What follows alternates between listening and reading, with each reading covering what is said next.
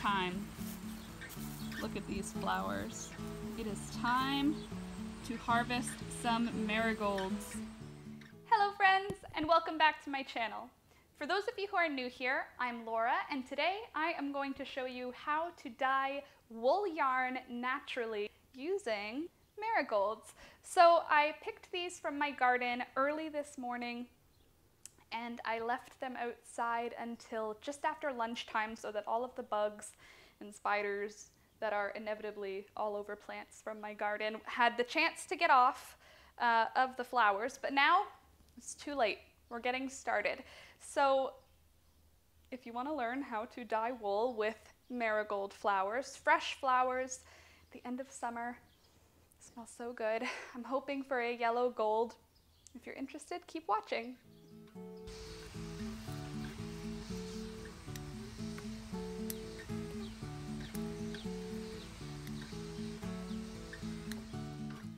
All right, so first let's talk about what you're gonna need if you wanna try this at home.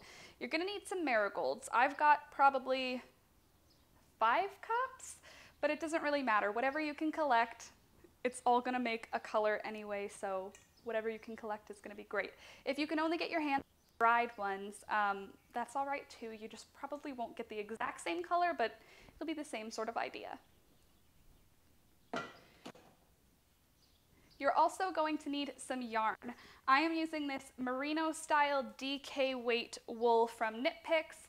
I'm not sponsored or anything, it's just the last wool that I bought happened to be this one, so that's what we're using today. It is soft, it's pretty. We'll see how it does with the marigolds. For this, I tied my skeins in multiple places all the way around. The skeins were already tied by Knit Picks, but only in 2 places, and I've tried dyeing them with just those ties and it fully fell apart. So I tied figure 8 knots all through the skein just to keep it from tangling up in the dye process. You're also going to need some dish soap. I'm just using Sunlight. It doesn't matter what you use, just as long as it's like a basic dish soap. That is what we're going to wash the yarn in before we pre-mordant it. Don't worry, I'll get into all of that, but you need dish soap. So get dish soap. You're also going to need some alum.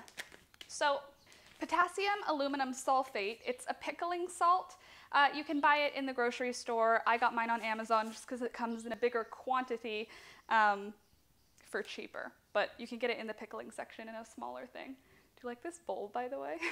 I made it out of clay. That video is going to be coming soon. I collected the clay from my backyard and refined it and made it into a pot. So stay tuned for that, but you're going to need aluminum sulfate.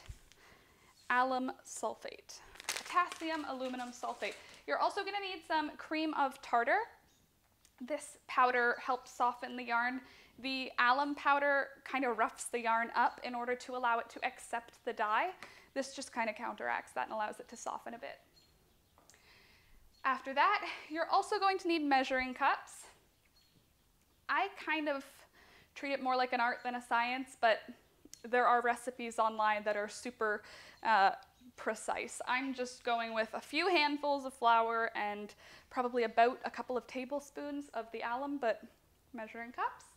You'll also need a couple other tools like stir sticks. A long wooden spoon is a great one. Tongs if you want to be extra awesome, but I'm just probably going to be using a couple of kitchen tools like that. You're also going to need some gloves. We're not handling anything toxic today, but still good to have gloves. They'll protect your hands against staining and against the heat because we're handling quite a bit of hot water throughout this process. Also, you'll need a strainer. This is just going to get our flowers out of the dye bath before we add the yarn to it. Also, some cheesecloth. This is another great thing to add to your strainer. It just makes sure there are no little itty bitty bits of flour that are going to end up in your yarn. It's not a problem or anything, it just makes it look a little bit fancier in the end. You're also going to need 2 big pots. So I have one here. Thank you, Candace. This was a gift from Candace. And I've got another one already on the stove. 2 big pots. You'll need one for the scouring process, which is when we're going to wash the yarn. You'll need a second one for the pre-mordant process, which is where we're going to add the aluminum sulfate to the yarn. And then you'll need to use one of the pots a second time for the dye bath. So if you're doing it at home with me, collect your supplies and let's get started. If you're just watching, then let's get started. Okay, so first we're going to start with a big pot full of water on the stove. I'm going to turn the heat on to max. And then I'm going to add a little bit of dish soap, like that much. I'm going to just stir that around in there. Also, it's not super important to do so, but if you have the option, use rainwater for this process. Having water that's like from your tap has chlorine and fluoride and all that stuff in it. If you can get rainwater, it just has a more neutral pH and it can apparently make the dye process better in some way. I honestly haven't been able to tell the difference, but rainwater. Okay, so I've added the soap. Now I'm going to add in my skeins of yarn. And I'm just going to push those down.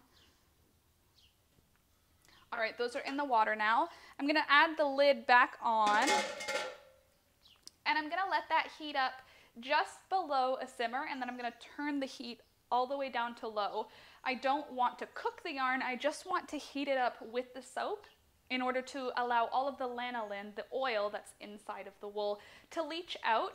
That allows the dye to bond a little bit easier with the wool, and it's, I don't know, just I'm washing the wool. So that's going to stay in there for about half an hour. I'm going to come back then to swap the yarn, wash the yarn out, and then do the pre-mordanting. So let's chat for a second. Pre-mordanting is the process of preparing the wool to bond to the actual pigment in your dye bath. So for natural dyes, they don't just hold on to the yarn on their own. It's not staining the yarn. The pigment needs kind of a go-between, something that'll grab onto the pigment and onto the yarn to hold them together long term.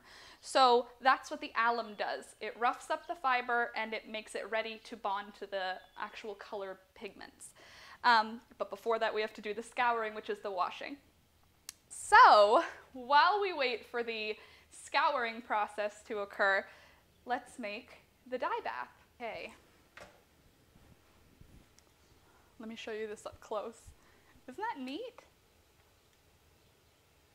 It's made from clay from my backyard. How cool is that? I think it's so cool. I can't show you the bottom because of the alum that's in it, but this hasn't even been fired yet.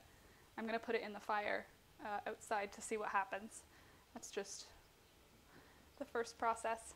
Anyway, so we're going to start with the flowers. In this big pot, I'm going to just add all of them. And then, you can see they're all in there. I'm going to fill the pot probably about halfway with rainwater, and then I'm going to add it to the stove, and I'm just going to put it on a medium heat. I don't want this to boil, I just want it to be hot and maybe a few scattered simmering bubbles. We don't want this to boil. We want to keep the heat as low as possible to try and get as much color out of it as possible. I don't want to burn any of the color. So I'm going to cover that with water, and I'm going to put it on the stove. Okay, so it's been about half an hour now, and it's time to rinse out the wool, get all the soap out of there, and then mix up our pre-mordant with the alum sulfate, and then we're going to be leaving that for a little while. So come on in, see what it looks like at this point, what the dye bath is looking like, and then we'll wash out the yarn. So here is what the dye bath is looking like. It smells so good. And we've got some good color coming out into the water. Still lots of time left for that. So you can see it's not boiling. It's not even really simmering. It's just hot. And I'm keeping it like that. I'm gonna put the lid back on. Now let's take a look at the yarn. All right, awesome. So again, it's not simmering or boiling or anything. It's just hot.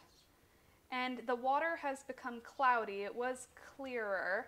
Now it's become cloudy, which is great because that hopefully means that we've got the lanolin out. Now it's time to take this wool out of the water and rinse out all of the soap. At the same time, I'm going to fill the pot back up with water, and that is going to sit on the stove again, and I'm going to turn the heat up a little bit higher, medium high, while we rinse out the yarn. So let's start that.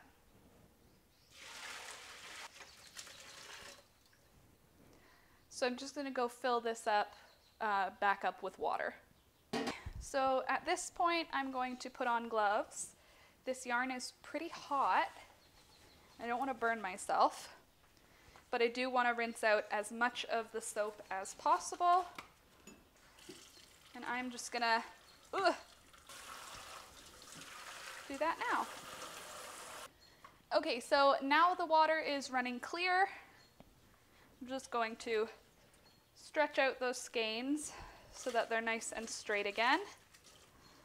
Give them one last squeeze, and then I'm going to let them sit in the sink while we get the pre-mordant portion ready. So let's get started on the pre-mordant. Okay, so now I've got the big pot full of water again. I am going to add about 2 tablespoons of alum into that water.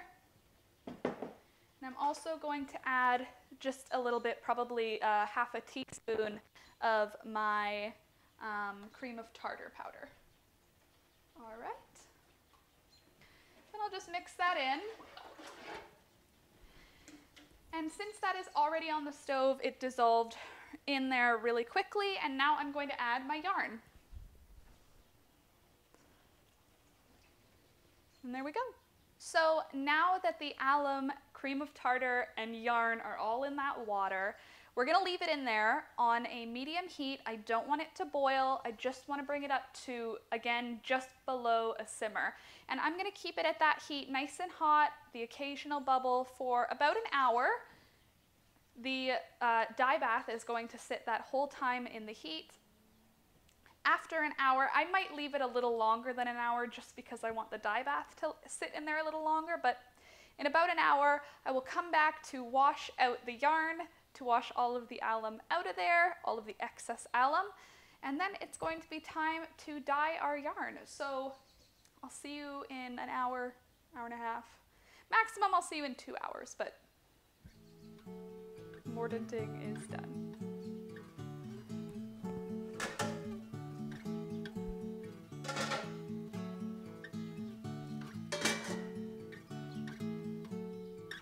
Okay, so it's been about an hour and a half now, and it is time to rinse the alum out of the wool. We're gonna rinse it with clean, warm water from the sink, and I'm gonna rinse out all of the alum, or as much as I can. You can't see it, just rinse the yarn for a bit until it's nice and clear water coming through, and then it's going to be time to strain off the marigold flowers from the dye bath, and then we're going to add the wool to the dye bath, and that's going to sit overnight all the way until tomorrow, and then we'll be washing it out, seeing the final color, getting the final look.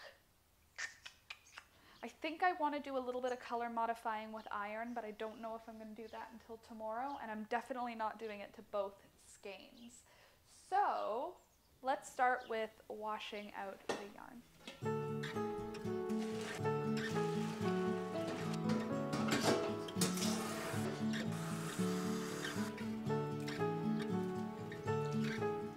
Okay, so now those are all rinsed out, and it is time to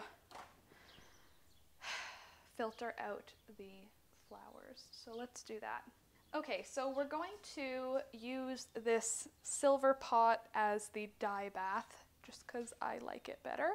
And I'm trying to find something to balance the strainer off of. I don't know if it's, oh, it's perfect. Okay, so I'm just gonna put the strainer right on top, and I'm gonna get my cheesecloth, and I'm gonna open up a nice big square. And then I'm going to pour the contents of this pot into the strainer, get all of the flower bits out, and the dye bath will be ready for the yarn. So you can't really see much color, but when I remove the white, you can see that it's yellowish in there. So I'm just gonna grab my yarn, just remove this for just a sec. And then I'm gonna add the yarn. Oh my goodness, look at that color already. Whoa, that is like neon yellow. That's beautiful. All right, and there's the other one. Holy, that's gonna be pretty. All right, and then I'll just leave, actually, I think we got enough of the juice. I'm going to just show you a little bit, if I can get, wow, look at that color after just a minute. That's gonna sit in there overnight. It's still hot, as you can see. And then in the morning, it will have cooled down all the way and we'll see what we are left with. Okay, so that's it for today's dye bath business. We've scoured the wool, we got all the lanolin out by washing it, then we pre-mordanted the wool with aluminum sulfate and some cream of tartar, and now we are in the process of actually soaking the wool in the dye bath. Again, the pot is still full of hot liquid. The dye bath is very hot. The yarn was also hot when it went in. They're going to sit together, cool down together overnight, and tomorrow morning, probably, what are we at, 12 hours from now? No, more than that. It's like 5 p.m. and I'm gonna come back tomorrow at like 9 a.m., probably 10 a.m. I'll wait as long as I can, but my patience is very minimal, so probably like 9 a.m. I'll come to wash it down and see what color we are left with, see if it's a good idea to do some color modification. If I do decide to do the color modification, then I'm going to be using, I'm going to use wood ash solution and I'm going to use iron. So what I'm thinking I'm going to do tomorrow is I'm going to have 3 different containers, or just 2 different containers. I haven't really decided. I'll figure it out overnight, but tomorrow I'm going to do some color modification with iron and I think wood ash solution, which is like a homemade lye that you make from ashes. So, a lot of unnecessary information. I will see you tomorrow, which will just be like that for you. Good morning, friends. It's the next day now. It's around 9 in the morning, and it is time to wash out the yarn. I've also collected these plastic containers. We're going to mix a little bit of iron water solution with water in one of them, and in the other we're going to mix a little bit of wood ash solution with water, and those are going to be where we do our color modification for both of those skeins. But first, let me show you what the skeins of yarn are looking like in the dye pot, and then we'll get to washing out the remaining pigment. Alright, so here's what it's looking like today. Let me just grab my measuring cup so you can see how yellow that water is. It's very yellow.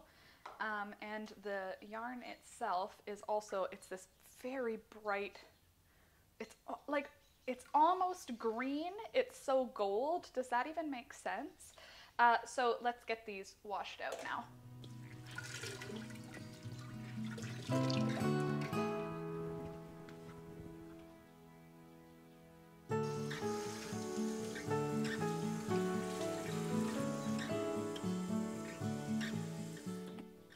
Okay, so we've got our 2 containers here. I am going to, what am I gonna do? I am going to get my wood ash solution. I'm gonna add a little bit to my, one of the containers, and I'm gonna add a little bit of iron water solution to the other container, and then we'll add some of the dye bath on top.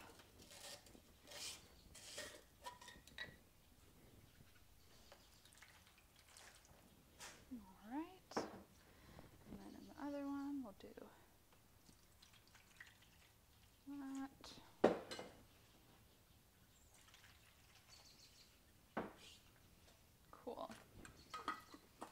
So I've got about, I'm gonna say 1/3 of a cup of iron water and 1/3 of a cup of wood ash solution.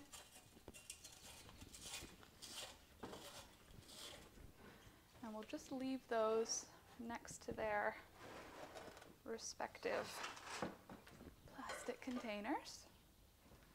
Cool. And then I need to figure out how we are going to keep part of the skein from getting in that. Okay, so I'm going to grab some of the dye solution,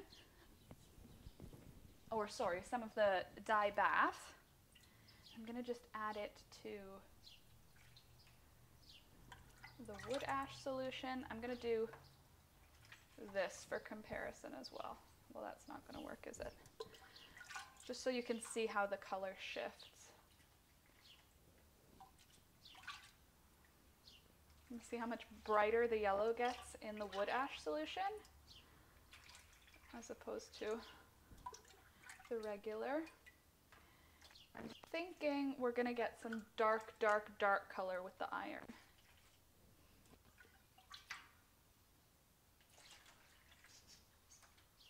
There we go.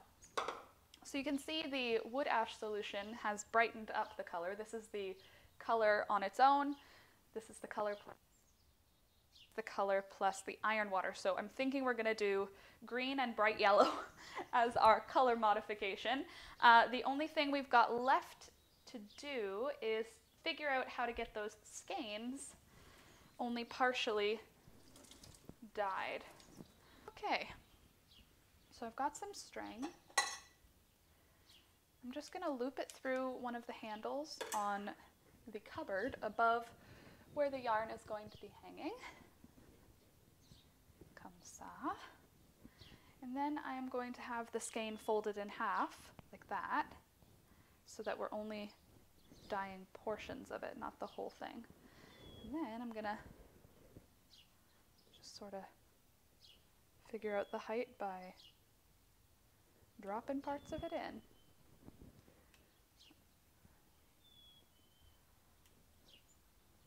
So I think that should do for how much I want dipped. Just tie it on. It's fine. It's fine. Everything's fine. Oh well, there might be a dark side. So I'm going to leave that. I will put a time lapse on so you can watch it happen in real time. I'll be back in about an hour to see what we've got, see what we're going to have for our final colors to rinse out. So after an hour, I'm going to rinse these out and then we are going to hang them up in a tree to dry. All right, here we are. It's been about an hour. The iron water solution has very much changed the color to a dark sort of green, and the wood ash solution did some nice color change also. It turned it to like this orange, so I'm really excited to see what that dries like. But first we've got to rinse them out. So I'm going to just get my gloves on and we're going to rinse out all of the pigment that's left over, all the dye bath liquid, and then it's going to be time to dry them. So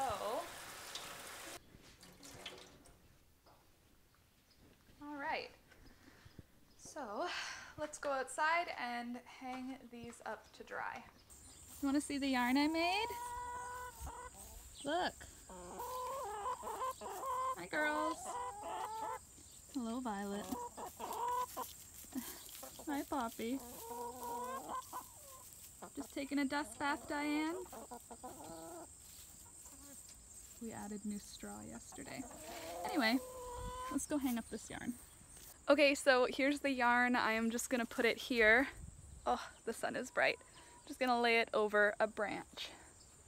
The great thing about hanging it on a branch to dry is it's out of the direct sunlight because the tree shades the yarn. So there it is, yarn. We got the yarn hung in the tree. I'm gonna go collect some eggs and leave this to sit until the afternoon. In the afternoon I'll twist up the skeins and show you the final look. So see you then. Okay friends, here we are a couple of days later. I know I said I would do it in the afternoon, but distractions. So this is what we started with. This beautiful, soft, pale, creamy white yarn. And are you ready for this? Ta-da! Look at how yellowy gold these are. Are these not crazy yellow? I was so surprised by how much color I got out of these. If you look at the area where I mordanted with, not mordanted, pardon me, that I modified with the wood ash, I love how that came out. That makes me so happy. I want to do an entire skein just in this color because wow. And this one, I still like it. I'm somewhat biased against yellow and green together. I don't know why, it's just the way it is. So for me, I'll have to mix this with some other colors to make it wearable, but I do love that army green. It really did come out beautiful.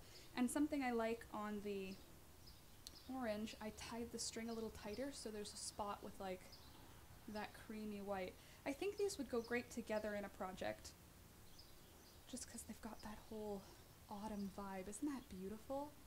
Wow. So that's it.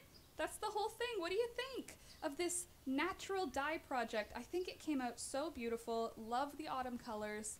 And I think I really will be doing another skein with this wood ash solution to get a nice orange skein. I think that'll be beautiful.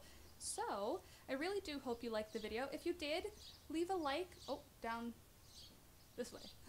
Leave a like down at the bottom and subscribe to the channel if you're new because I would love to have you along this making crafty handmade journey. But that's it for me for today. Thank you so much for joining me and I'll see you in the next one. Bye! Oh, I'm not done. As an end note, I just want to say thank you so much to my patrons. Those of you supporting me on Patreon, I really do appreciate it. If you'd like to check out my Patreon, check it. The link is in the description below. I'm not a huge user of all the things yet, so I'm still figuring it out, but definitely check it out. And stay tuned after this for a little bit of behind the scenes kind of vloggy stuff. A little bit of video content on my garden. So stay tuned for that and you'll see where I got all of these marigolds. Okay friends, bye! This thing is gigantic. Look how big it is. Alright, time to go inside where you will be fed as much tomato plant as you want until you turn into a butterfly or a moth.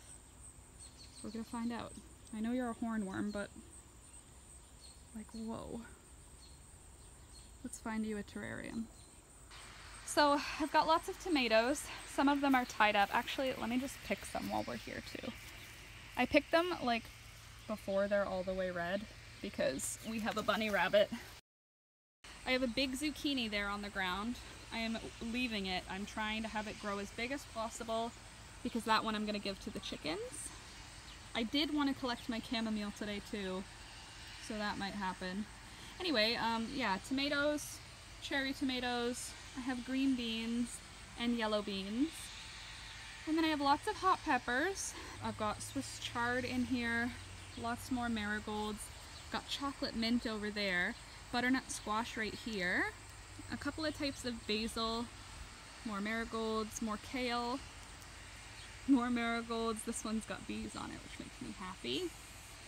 More marigolds. These are my yellow tomatoes in between. I don't like them, but I'm growing them. So that's it. That's my garden. What? Who? Oh, you devil! Eating my tomato! Look how big that worm is! Oh my goodness.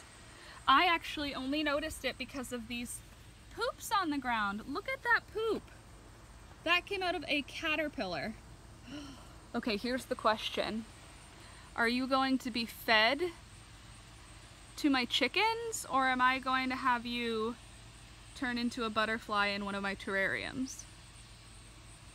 I kind of want to do the butterfly option. All right, you keep eating because I, again, don't really like these tomatoes. So I'm not going to freak out, even though you better not have brought any of your friends. But you can eat that. Just don't let me forget about this, okay guys? Because you can't stay here. You'll eat the whole tomato plant. Jeez Louise, is that ever dramatic? So these marigolds, can I show you something crazy actually? I was telling my mom about this.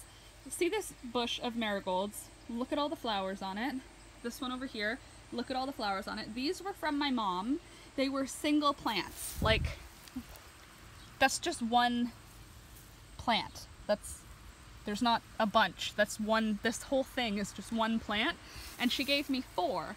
All 4, 1, 2, 3, I just picked all the flowers off that one, 4, covered in flowers. The one that I got from the actual nursery, like the plant store, look at it. Same size of, like, flat. It was in the same container as my mom's, but look at the just wow. So I will say it does have bigger flowers. Like, my mom's flowers are a little bit smaller and a little bit more orange. Like, it's not quite the same variety, but like this is maybe got 10 and this has like 50 blossoms on it. It's amazing. My mom's, it's the same thing.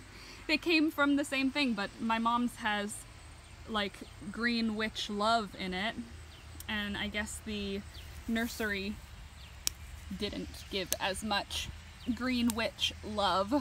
So my mom's plants are superior. For those of you that don't know, my mom's a farmer. Well, my mom and dad are both farmers. And my mom grows a lot of plants.